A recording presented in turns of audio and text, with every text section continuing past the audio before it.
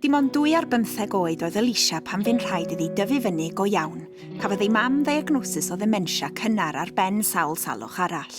Byddai Alicia yn gwneud unrhyw beth i'w mam, ond roedd hi'n cael trafferth cadw'r cydbwysedd rhwng mynd i'r coleg a gofalu amdani, felly penderfynodd adael gan na allai ddod i ben. Dechreuodd deimlo'n isel ac roedd pob diwrnod yn anodd iddi, wrth iddi frwydro yn erbyn meddyliau tywyll du, a phenderfynodd mai ei lle hi oedd newid pethau.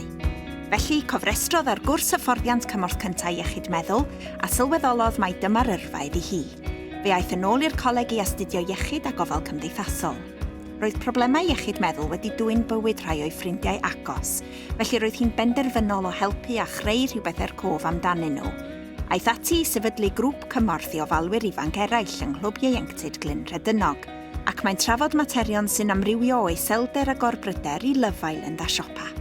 Mae hi ar y trywydd iawn i gwblhau ei hastudiaethau a mynd ymlaen i'r brifysgol mwyn ceisio gwireddu ei breuddwyd o fod yn nyrs bediatrig sy'n arbenigo mewn iechyd meddwl.